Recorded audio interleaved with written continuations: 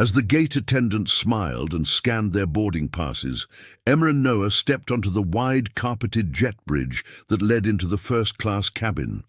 The air was filled with a faint tang of coffee and new leather. They could barely believe that these seats, so big they looked like small private pods, were actually theirs. Emma paused just before crossing the threshold, let out a quiet breath, and reached for Noah's hand. He gave her a nervous little grin. Somewhere behind all the excitement was the quiet ache of stepping into something entirely new, away from their parents, flying across the country from New York to Los Angeles, all by themselves. This trip was no small thing. Their father, David Anderson, who everyone knew as the CEO of a big tech firm back in Manhattan, had spent weeks organizing every detail. The 2 thick boarding envelopes had arrived in a neat package, with a short handwritten note from David. For every journey you take together, trust what you know and who you are. Emma had read that line 3 times before smiling to herself. She could almost hear her dad's steady voice, the one that always reminded them to stay true to themselves, even in places where nobody else knew their name. Settling into their wide seats, quietly tucking away their backpacks, every detail of the cabin seemed to sharpen. Emma gazed out the window as sunstripes slid over endless rows of luggage carts outside. The flight attendant stopped by, speaking gently, and offered them a choice of orange juice or water. Noah, cheeks a bit flushed, hesitated just a second before saying, "Orange juice, please." Even this simple interaction felt different with no adults at their side. Emma answered for herself too, more out of habit than boldness, but she glanced over at her brother, realizing it was already happening. They were being asked and expected to speak for themselves. As they waited for takeoff, Emma shifted in her seat and stole a glance at Noah, who was fiddling with the headset controls. There was excitement for sure. It was their first trip alone, after all of Los Angeles was waiting just a few hours away. But under the thrill, there was also a quiet nervousness, a sense that every action, from buckling their belts to choosing a movie, meant something. Their parents' empty seats beside them, reserved but unoccupied, seemed to signal that from now on, little by little, they would have to look out for themselves, make their own choices, and learn how to be comfortable, even up in the clouds. As Emma and Noah settled back into their oversized seats, the gentle hum of other passengers' voices floated through the cabin.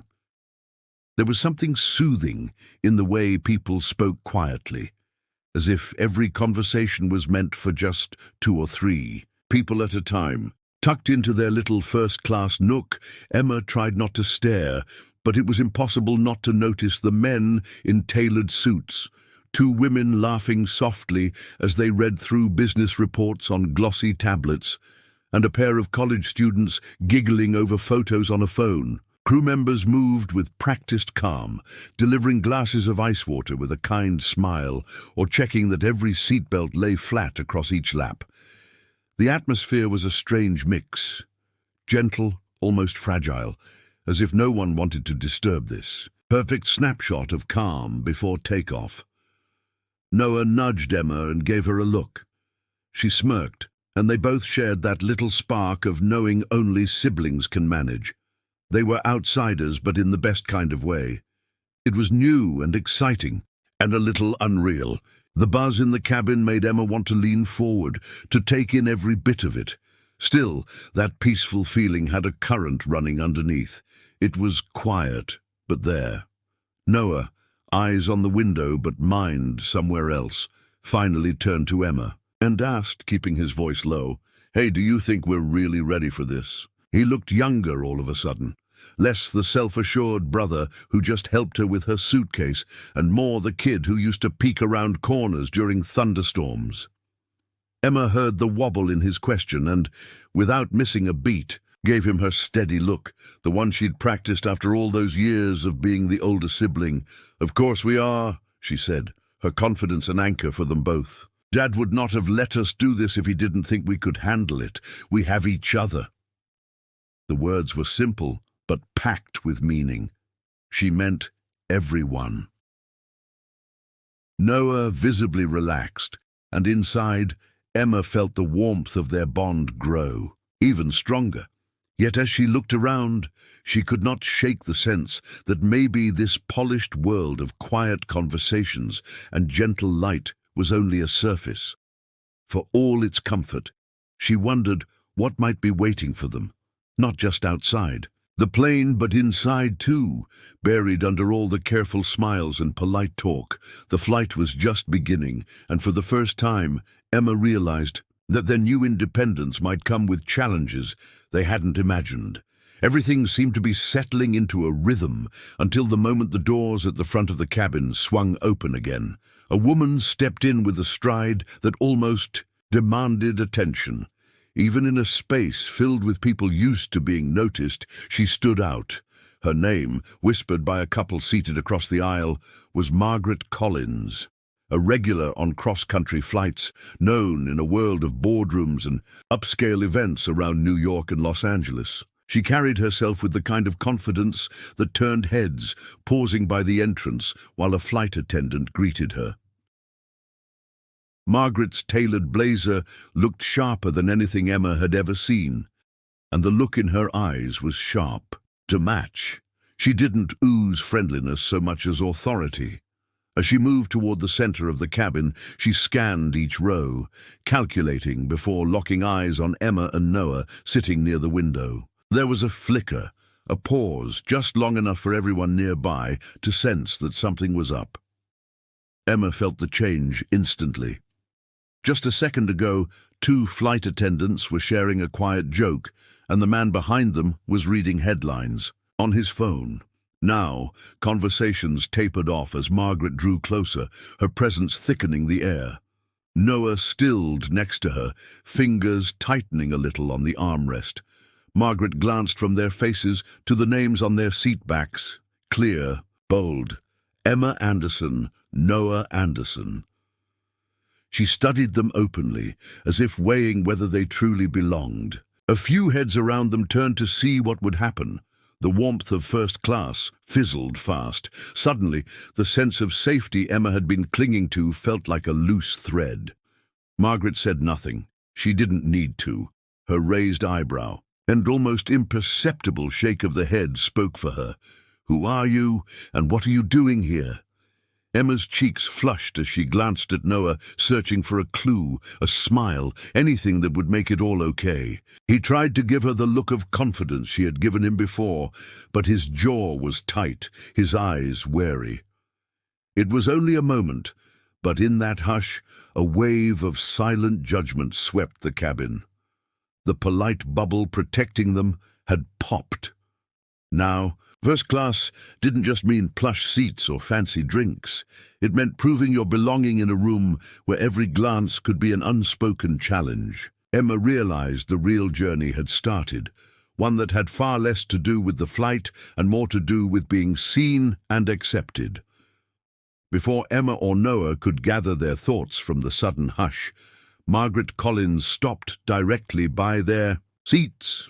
She took a deep breath, then leaned toward them, her voice cool and unflinching so that everyone nearby could hear. "I am sorry, but there must be some mistake. I have always sat here in these very seats on every flight from New York to Los Angeles for years," she announced, emphasis falling on the word always in a way that made it sound like a rule written in stone. As if on cue, a few passengers glanced over, curious or perhaps relieved it was not them in the spotlight. Emma felt herself tense up. For a split second, she hoped the flight attendant would step in. But before anyone could move, Margaret continued, in her measured, pointed tone, "It's important for regular travelers to have some consistency, you understand. Why don't you let me take my usual spot, and the airline can find you another?" She stood perfectly upright, her expression making it clear she expected to get her way. Noah looked up at her, bewildered, and searched Emma's face for guidance. Emma tried to find her words, hands unconsciously gripping the armrest. She managed, "We have assigned seats. Our names are on the tickets." Her voice was steady, but inside she felt that odd shrinking sensation, as if she had become invisible right there in the open. Margaret did not even acknowledge their explanation. She looked past them, almost through them, as if these seats and the names on the screens meant nothing next to her own history, her tradition on this flight. She addressed the surrounding passengers, speaking loudly enough so the cabin could hear. "I mean, really, isn't it strange for people to suddenly appear in someone else's seat? I always sit here. That's how things have been done." A heavy silence followed, punctuated by a few awkward coughs and shifting feet. Passengers who had just been smiling moments before avoided eye contact. Emma felt heat rise in her face, and her heart thudded in her chest, realizing they were not simply being questioned, but dismissed, made to feel like imposters. This was not just about 2 seats on an airplane. It was about whether they were allowed to belong in this rarefied space at all, as if their presence was an error that needed fixing. That realization settled over both Emma and Noah, not just a disagreement, but a reminder that even something as basic as taking your seat could suddenly mean so much more when you were seen as the outsider. Trying to steady her nerves, Emma took a slow breath and squared her shoulders before speaking up again. She remembered what her dad used to say about standing your ground, but staying polite. With as much calm as she could manage, she looked Margaret in the eye and said, "I am really sorry, but my brother and I have these seats reserved. Our dad bought our tickets in advance. We are happy to show you our boarding passes if you'd like." Emma's voice was quiet but clear, and she slid an envelope from her pocket, just in case she needed to prove it. Noah, sitting by her side, clenched his fists under the fold-out table. He felt anger sputtering up inside him, anger not only at Margaret's words, but at the absolute confidence with which she dismissed their right to even be there. There was no attempt at understanding or apology, just the expectation that her history and status should automatically sweep everyone else aside. Noah's jaw tightened. He wanted to shout, to tell everyone how unfair this was, but instead he focused on his sister's example, strong, straightforward, refusing to be pushed out. A flight attendant in the blue and silver uniform stepped forward, her hands held out in a gesture she hoped would relax the situation. "Excuse me, is there a problem here?" she asked, her voice gentle. Emma quickly explained again, pulling out their tickets, while Margaret maintained her firm stance, cutting off the attendant's reply. "I travel this route every month. The airline always makes sure I have this seat. Ask anyone here," Margaret said, turning to the nearby passengers for backup as if they would all agree without question. The attendant tried to reason with Margaret, asking to check everyone's boarding passes and offering an upgrade on another seat. But Margaret only became more insistent, waving off solutions and making it clear she did not plan on moving. Each time a crew member spoke, she interrupted, her tone growing sharper and more dismissive with every exchange. The other passengers looked away, pretending to fidget with newspapers or headphones, but nobody missed what was happening.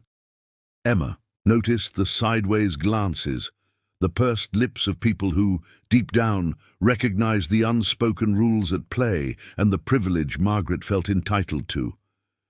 Noah could feel the pressure of every pair of eyes, a heavy silence where nobody dared speak up for them.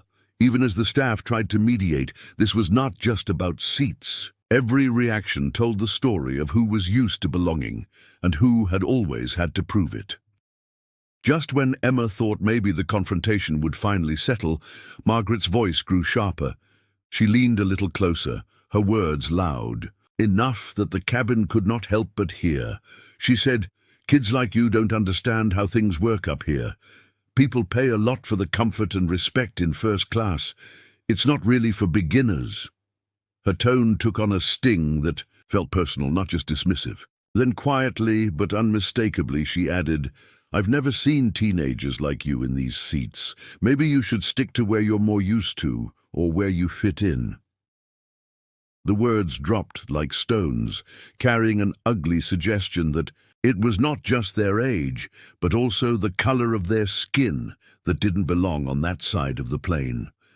For a split second, the world seemed to shrink to the little patch of carpet under their feet. The words stung, sharper than Emma could have guessed, not just because she was being singled out, but because of how intentional Margaret made it. Noah sat up straighter, his cheeks flushed with equal measures of anger and embarrassment. This was not just about seats anymore. This was about being made a target, and the feeling grew every time he caught someone turning away or pretending to read just to avoid getting involved. The silence that followed Margaret's remarks was even louder than her voice. No flight attendant moved to correct her or defend the siblings. No passenger spoke up. Instead, there were small movements. A man looking at his phone, a lady pretending to search for something in her bag, a couple tightening the blankets around their shoulders as if to shield themselves from what was happening just a few feet away. That emptiness, that lack of support, hurt nearly as much as Margaret's words. It felt to Emma and Noah like a whole room had teamed up with her just by refusing to take their side. Emma looked over at her brother, catching his eye. Without saying anything, they nodded at each other, a silent understanding passing between them. They had spent their lives hearing their father talk about standing up for what was right, about believing in themselves when no one else would. Emma felt the old lesson settle in her bones. Sometimes you have to be your own advocate, no matter who tries to push you out, no matter how alone you feel. In that moment, beneath the cold glimmer of overhead lights and the blank stares of strangers, Emma and Noah decided together they were not going to move, and they were not going to let someone else's hate define who they were or what they deserved. Just as the standoff was beginning to seem unbreakable, a new figure appeared at the front of the cabin. The supervisor, Ms. Janet Wheeler, moved with the brisk assurance of someone used to handling difficult situations on cross-country flights. She wore her navy blazer perfectly, with her hair tied back and a badge that said she was the one in charge. Emma and Noah couldn't hide their relief at first, hoping finally someone with real authority would see what was happening and set things right. Ms. Wheeler approached the group, giving Margaret a polite nod, then turning to Emma and Noah with a practiced smile. "Hi there," she said, keeping her voice low. "It looks like there's been a little confusion about seats. Normally we don't have problems like this in our first-class cabin, but I need to ask if there's any way either of you would consider switching seats, just to help us get the flight underway and make sure everyone's comfortable." Noah stared at her, realizing what she was really asking.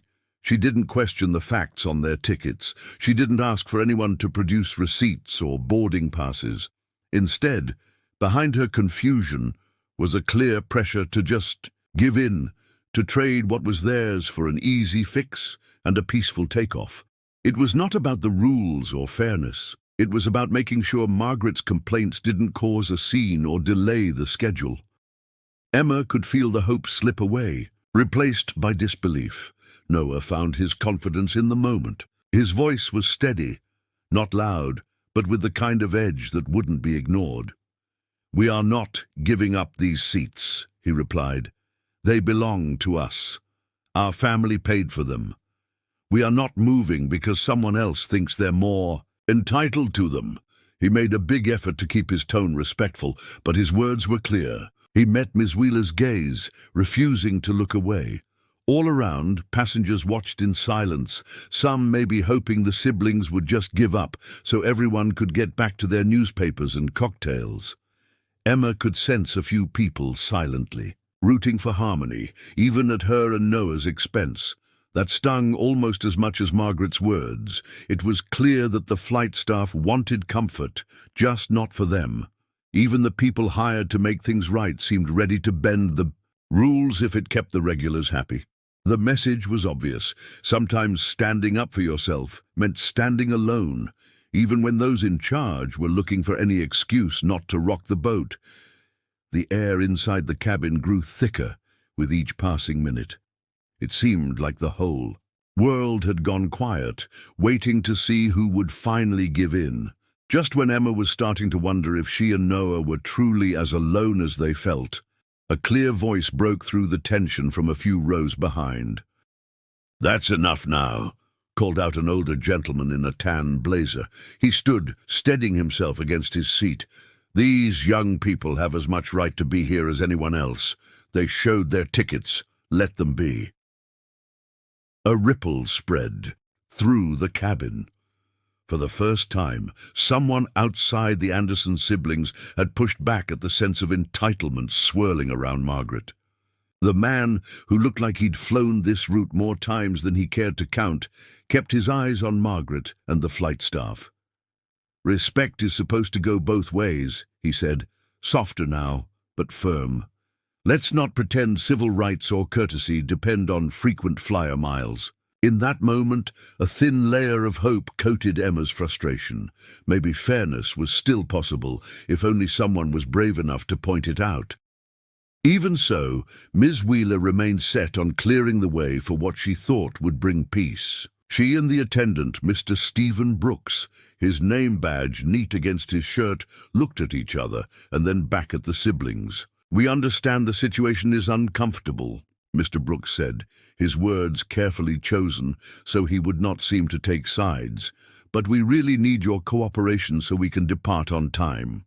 If you refuse to move, there's a chance the flight may be delayed, and no one wants that." Noah could barely believe it. His hands shook against his knees, and when he tried to answer, his voice faltered.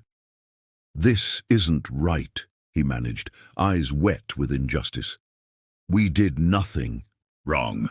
But then Emma reached for her brother's hand, squeezing tight. Her calm was almost startling. She spoke simply, for all to hear. "We are not giving up our seats. We paid for them and followed every rule. We're not going to let anyone else tell us we do not belong." For a heartbeat, everyone stared at the siblings, some with sympathy, some with discomfort. The moments dragged on, heavy with judgment and helplessness, as it dawned on the whole cabin that something had to give.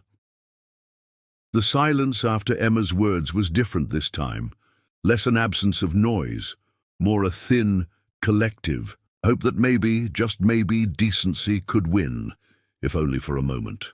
Escorted by Miss Wheeler and Mr. Brooks toward the rear of the plane, Emma and Noah moved quietly, not bowing their heads, but casting determined glances ahead. The shuffle down the aisle felt like being swept from center stage to the shadows, yet neither of them would call it defeat. It was more like pausing before the next move, time to gather themselves, catch their breath, and figure out what needed to happen. In the cramped space by the galley, surrounded by coffee pots and rolling carts, they stood side by side, not saying much at first. The hum of the engines blended with the soft murmurs from flight attendants, making it all feel far away, like none of it could truly touch the solid wall of connection between brother and sister. Emma pulled out her phone with steady hands and called their father, David Anderson. Every ring was a countdown pushing her hope forward, until his familiar voice answered. Quickly she explained what happened. She described the confrontation, the refusal to be treated fairly, and how no one seemed interested in doing the right thing. There was a hint of worry in her voice, but underneath it was a strength she'd learned from him. As she spoke, Noah leaned closer, resting an arm lightly on her shoulder, listening to every word. Their dad did not interrupt. He listened, and when Emma finished, he responded with calm assurance. "You did the right thing standing your ground. Do not let anyone make you feel small, no matter who they are. I will make some calls. Whatever happens, remember you belong in those seats as much as anyone. Keep your heads high, and do not move unless it's truly your choice. I am proud of both of you." That was all it took. The words wrapped around them like armor, pushing out the doubt and sorrow that had crept in earlier. Noah looked over at Emma, and for the first time since it all started, a small smile tugged at the corner of his mouth. They stood a little taller. With fresh resolve, they thanked the crew for their concern and walked calmly back down the aisle, ignoring the glances of other passengers. When they sat, it was not out of entitlement, but out of certainty. This was not a reckless act. They had every right to be there. Emma and Noah Anderson returned to their seats, this time carrying not just the hopes of their family, but a new sense of their own strength. Back in New York City, David Anderson was not one to waste time when it came to his kids. Well before, he heard Emma's worried voice. He had been sitting at a massive polished table in a sleek conference room overlooking downtown, surrounded by high-powered executives. Some of them were tossing around numbers with the word billion like it was nothing, their conversations focused on quarterly earnings and international expansions. Yet, when his phone buzzed and he saw Emma's name flash across the screen, he barely hesitated. He stood up, excused himself in a steady voice, and walked out mid-discussion, not caring how surprised his colleagues looked. Family came first. No title or deal was bigger than that. Once outside, David wasted no time. He dialed directly to the chief executive officer of Sky American Airlines, a connection earned from years working at the top levels of major finance and aviation boards. With zero patience for automated recordings or polite small talk, he got straight to the point. My children are currently on board Flight 647 out of LAX. They've been mistreated and are being asked to leave first-class seats that were purchased legally and in good standing. I expect your immediate attention. This is not just about my family, it's about how your airline treats its passengers. I want this fixed, and I want to hear about it from you, not a PR person. The director, who had long known David's reputation for directness and integrity, knew not to stall. Within minutes, a chain of urgent calls zipped through the airline's internal branches, from the boardroom to the airport's operations chief, through to the regional supervisor, and then straight to the flight deck of Emma and Noah's plane. The issue had been bumped so far up the chain that no one could ignore it anymore. Suddenly, the question of who should be sitting in those seats was no longer a judgment call for convenience or appeasing frequent flyers. Now, it had turned into a corporate priority with eyes on it from the highest offices. For Emma and Noah, there was no warning that far away, someone who loved them was making sure their dignity was non-negotiable.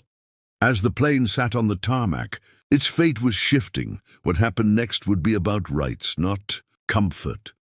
And for the first time in a while, hope hung thick in the air, waiting for the new course to be set. Inside the plane, the air felt strange, heavy and expectant. It seemed as if time itself slowed down. Passengers shifted in their seats, glancing toward the front, murmuring about why the delay was dragging on. It was not just restlessness or routine impatience. A disturbance, something out of the ordinary, was happening right before their eyes. After nearly 20 minutes of uneasy calm, the cabin doors clicked open again. Instead of more flight attendants or another round of apologies, two senior representatives from Sky American Airlines stepped in. They wore dark suits with crisp shirts, no flight pins or casual smiles, just the kind of look that said they were not regular airline staff. They did not waste time introducing themselves or exchanging pleasantries. There was a seriousness to the way they moved, almost like judges entering a courtroom. Their arrival changed everything. The crew snapped to attention, and even Margaret, who had been holding court loudly near the window, quieted down. The older man of the pair, Mr. Charles Bennett, addressed the cabin in a steady voice. Ladies and gentlemen, we apologize for the disruption to your flight experience. An important issue has been raised, and it is our responsibility to ensure the fair treatment of every passenger, regardless of age, background, or any other factor. He then turned to Ms. Wheeler, Mr. Brooks, and finally Margaret. Contracts and rules are not flexible when it comes to the basics. These seats were legally purchased by the Anderson family. No passenger or staff member has the right to deny these children what their tickets guarantee. His tone left no space for argument. He clearly wanted everyone to understand that tradition or personal opinions would not protect anyone this time. Mr. Bennet asked each person involved to account for their actions. It was not a friendly chat. He made it clear that simply trying to keep peace or avoid hassle was not an excuse for inaction or complicity. Every person who had failed to step up for Emma and Noah, whether by direct involvement or silent acceptance, now faced real scrutiny from people with the authority to enforce real consequences. The message was stark. Peace could not come at the cost of what was right. The company's name and reputation were now in the balance, and none of the old, unwritten codes or usual shortcuts could erase what had happened. The future of the crew, and even Margaret's comfort, now depended on a standard far bigger than simply getting to New York on time. As everyone sat in tense anticipation, the two new executives, Ms. Miranda Foster and Mr. William Chan, methodically made their way forward, carrying tablets and a thick folder with details of that day's passenger list. They spoke quietly with the gate agent, checked the reservation logs, and then addressed the entire cabin, so there would be no more room for confusion or excuses. Ms. Foster's voice was clear and steady, echoing just enough that even the back rows could not miss a word. The official Sky American Airlines system shows, without any doubt, that seats 2A and 2B were purchased and assigned to Emma Anderson and Noah Anderson. This is not open to debate. These seats are theirs, by contract and by law. She paused, her gaze moving over the flight crew and then to Margaret, whose face had flushed deep red. The effect was immediate. For the first time, all the whispers and casual side glances disappeared, leaving behind a silence that felt both sharp and strangely freeing. Even those who had sided with Margaret, or who had privately assumed the siblings would end up shuffled elsewhere, could see that the story had reached a moment of no denial. The illusion that old habits, connections, or personal status could override what was right suddenly collapsed. Mr. Chan stepped in, adding plainly, "Our apologies to Emma and Noah Anderson for the unnecessary distress. To our crew and passengers, let this be clear. No one's privilege, no matter how long-standing, is a substitute for respect or the rules we all agree to follow." There was no scolding in his voice, just a firm reminder of the line between status and fairness. Margaret's discomfort was obvious. Her posture slumped and she tried for a moment to defend herself, but no one seemed willing to listen. The directors did not linger on her embarrassment. Their focus was not on shaming, but on making a point that resonated with everyone on board. Power, for once, was used to correct rather than to exclude. Emma and Noah exchanged glances, both absorbing the strange sense of relief in the silence. People around them seemed to breathe easier, the power shift clearing long-held tension as quickly as it had built. With the matter finally settled, respect was restored in a way that felt real, not just performed. The Anderson siblings sat quietly, knowing they had more than just their seats back. Something deeper had changed in the way everyone saw one another, and in what would be accepted moving forward. Everyone sat in stunned silence, unsure of what could possibly come next. The weight of the moment pressed on the cabin as Mr. Chan stepped into the aisle for everyone to see. He spoke without raising his voice, but his words carried across every row. After careful review, Sky American Airlines has decided, effective immediately, to revoke Mrs. Margaret Collins' Platinum Elite privileges due to her unethical and discriminatory behavior today. The sentence seemed to echo. The idea of someone so long at the top of the airline's hierarchy being stripped of privilege in public was almost unthinkable. People looked at each other, whispering or simply gawking, and even the flight attendants paused in their tracks. It was more than just a punishment, it was a signal that old rules, unwritten or not, were done. Margaret, who had always worn her status like armor, now sat quiet and still, her expression frozen somewhere between disbelief and anger. The loss was not subtle, it was total. No more first-class upgrades, no access to elite lounges, not even priority boarding. As far as anyone could remember, nothing like this had ever happened on an American flight. Mr. Chan's message was precise, and it did not stop there.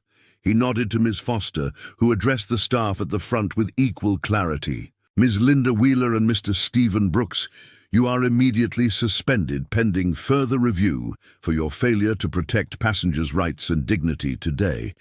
Crew responsibility is not optional, and silence in the face of injustice is complicity. Wheeler's eyes welled up and Brooks looked down, accepting what was happening, but knowing deep down that this was more than a simple warning. There was no debate, no quick apologies to lessen the blow.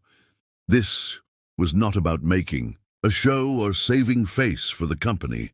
It was firm, clear, and final, a commitment to change right out in the open. The rest of the passengers, who might have once worried about siding with the powerful, let out a collective breath. The air finally felt different, lighter, fairer, maybe even a bit hopeful. Emma and Noah sat very still, processing everything. Around them, people began to murmur words of support, and for the first time, looked at them not as outsiders, but as equals. True change, the kind you could actually feel, seemed possible, right there as the plane finally prepared for departure. For a long moment after the announcement, Margaret Collins just sat frozen in her seat, as if unable to process what had happened. Her hands gripped the armrests so tightly her knuckles went white. Then all at once the shock turned to anger. She shot upright and began yelling, her voice rising above the soft chatter that had started up again after the tense silence. "This is outrageous. I demand to speak to the captain immediately. You people do not understand who I am." Her words did not have the same impact as before. There was no deference in the faces turned toward her, no hidden support from the crew, only a collective discomfort as the outburst continued. Some passengers turned away, embarrassed by the spectacle. Others glanced at Emma and Noah with a kind of apologetic look, as if in silent sympathy for everything these two had gone through since the flight began. Margaret's anger spiraled into desperation. She pounded her fist on the armrest and rattled out a stream of demands, insisting a supervisor call air traffic control, threatening lawsuits, and proclaiming family ties to senators and Fortune 500 CEOs. But without her status, she sounded more desperate than authoritative, her power draining away with each shouted phrase. Into this mess, Captain Benjamin Reynolds emerged from the cockpit. He was a tall, calm man in his early 50s, with years of service flying routes from Los Angeles to New York and everywhere in between. His arrival brought instant calm, his presence grounded and commanding without needing to raise his voice. He stopped beside Margaret's seat, looked her in the eye and spoke in a level but unmistakably firm tone. "Mrs. Collins, I've been briefed about the situation. On this aircraft, respect and order are not up for negotiation. You have had your say, but your privileges have been revoked, and these are the final instructions from the senior management of Sky American Airlines.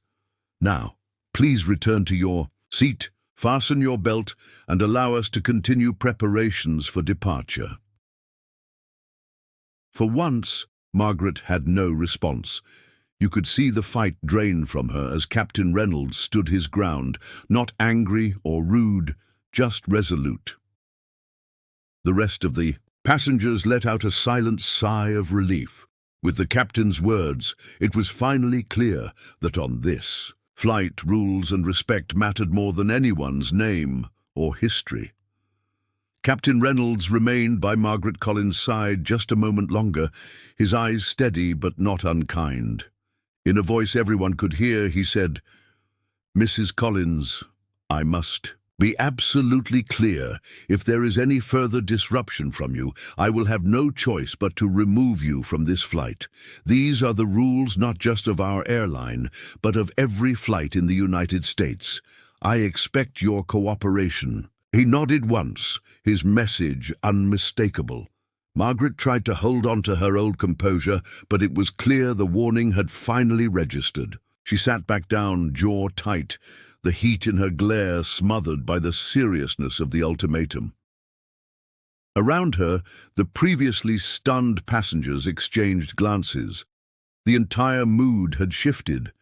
A realization settled over the rows of seats. Ignoring unfairness or letting things slide only keeps the chain of injustice alive. The silence that followed was not tense, but full of understanding and a hint of relief. There was a quiet sense that everyone had turned a page together, deciding that letting someone misuse power was no longer acceptable here. A few people couldn't help but show their appreciation.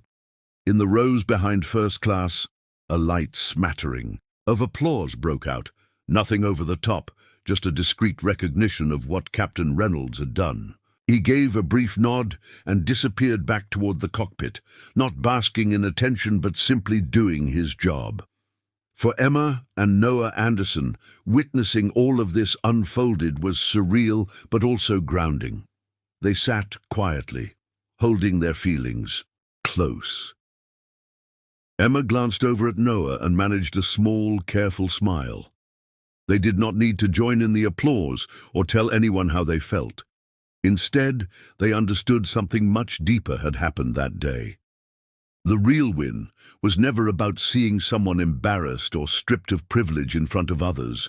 It was about seeing what was right restored, even if the process took longer than it should, and hurt along the way. They realized, in that moment, that some victories are silent. A shift in mood, a new standard set, a promise that things could be fairer for whoever came next. As the engines hummed to life and takeoff checks began, Emma and Noah did not say much, but inside, they both knew the most important change was the one that could not be seen. As the tension in the cabin started to settle, it seemed like Margaret Collins might finally resign herself to her new reality. But just as the engines whined and everyone started to relax, she made one last stand. Pulling her Platinum Elite card out of her designer purse, she held it up high, waving it at anyone who would look and speaking loudly as if she could will her status back into existence. "You're making a mistake. You have no idea what this means. This card, this title, everything I've done for this company. I demand my privileges be restored right now." Her voice was strained, ringing out over the hum of passengers, settling in for what they hoped would be a trouble-free flight. Every word only seemed to further drain what little support she might have had. Instead of sympathetic looks or whispers in her favor, she found blank faces, people focusing on their books, screens, or each other.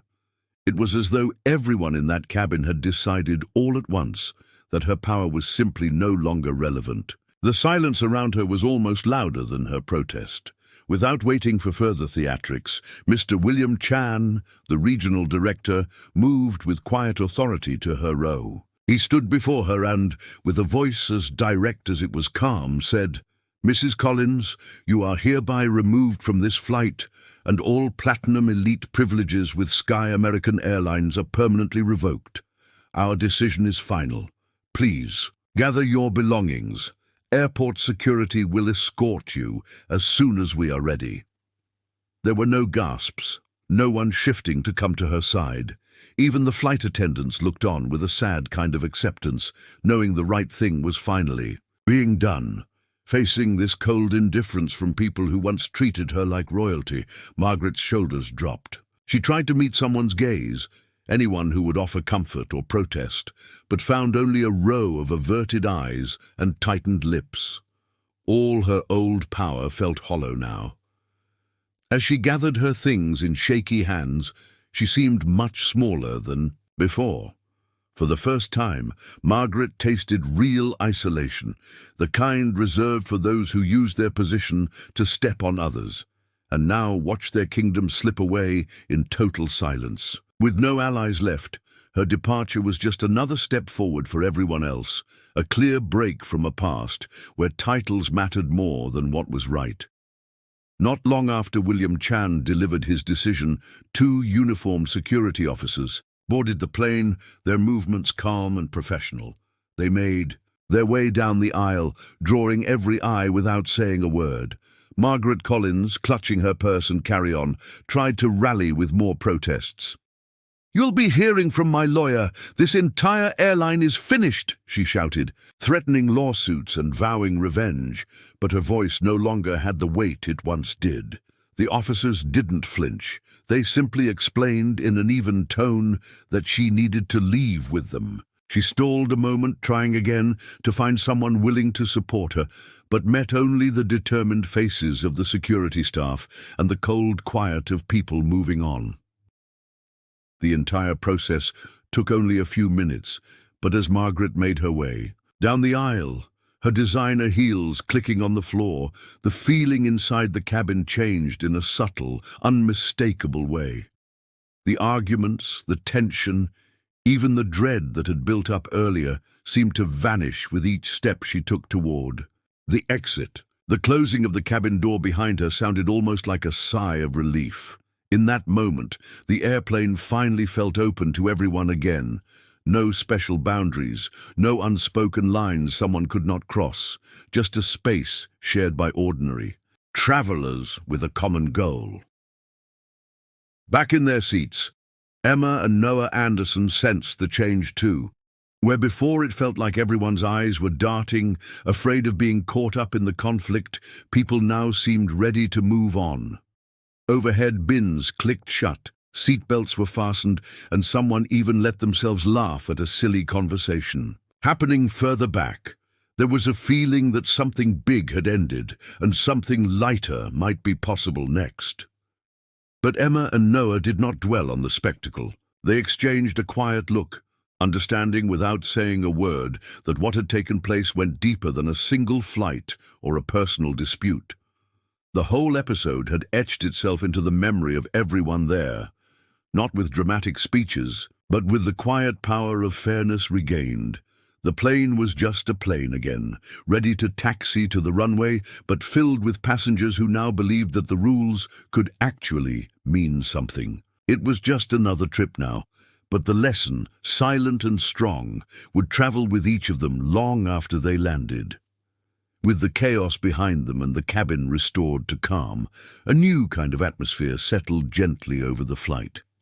People seemed to sit up a little straighter, no longer worried about what might happen next. In the middle of this newfound quiet, William Chan, the executive director of Sky American Airlines, made his way up the aisle and stopped where Emma and Noah Anderson were seated.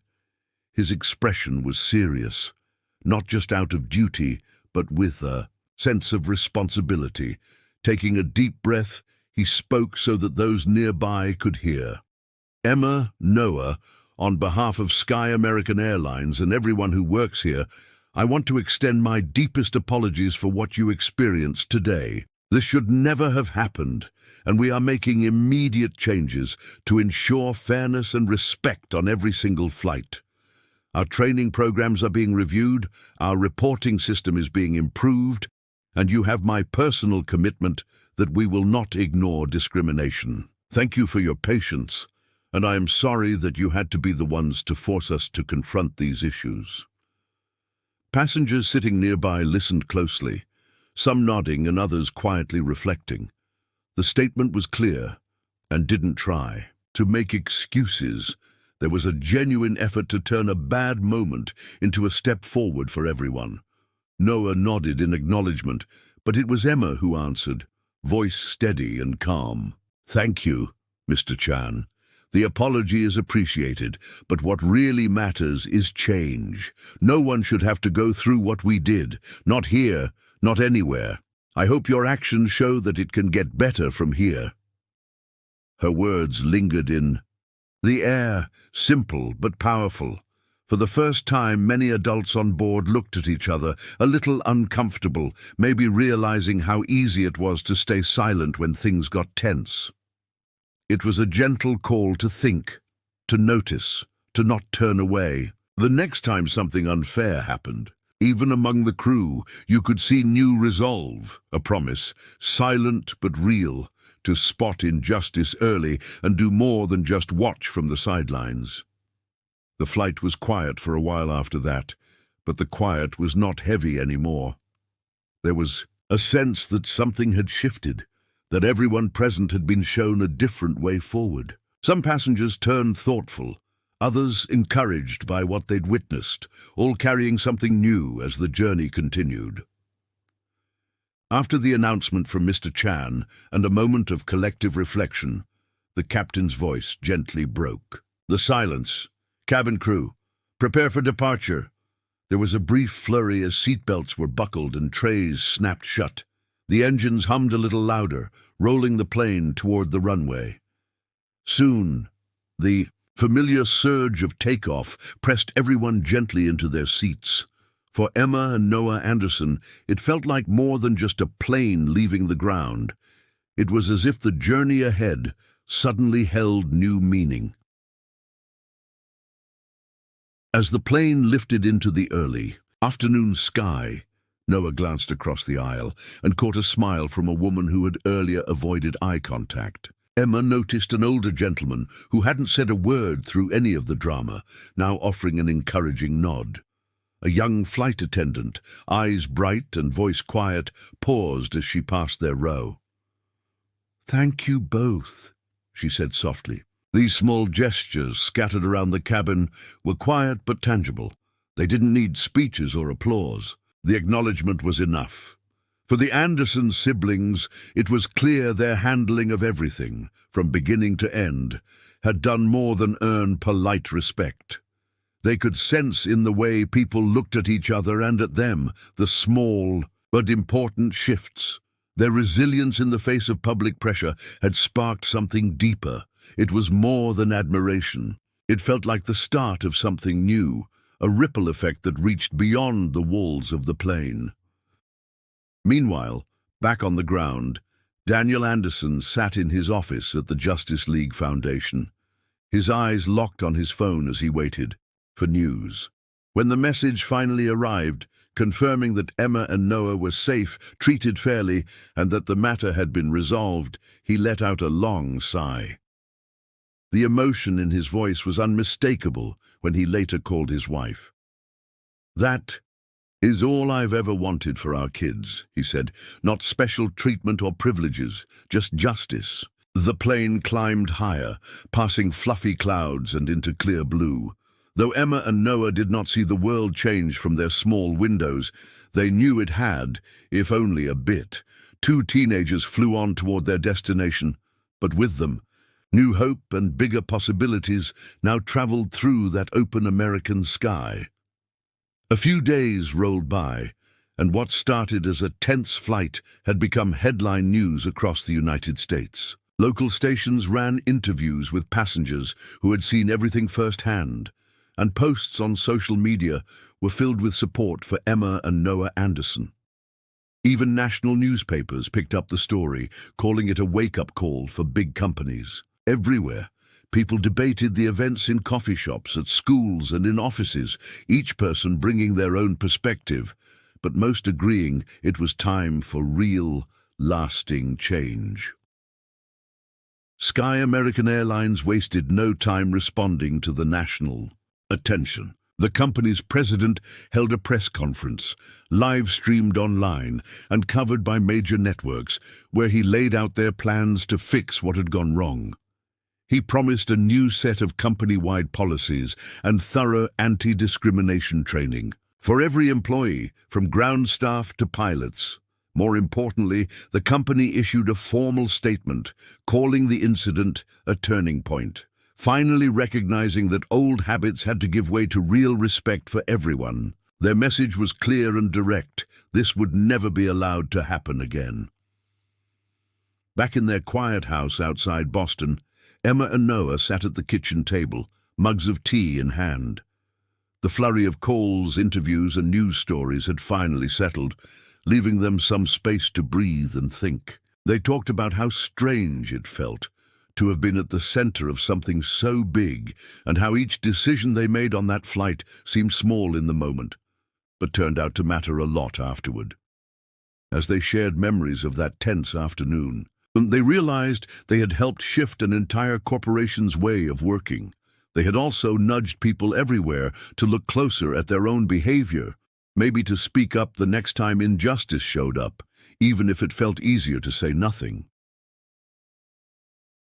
What struck them the most, though, was something deeper than all the headlines. Dignity, they now believed, was never something to be bargained for or postponed, no matter who pushed back or questioned their right to it.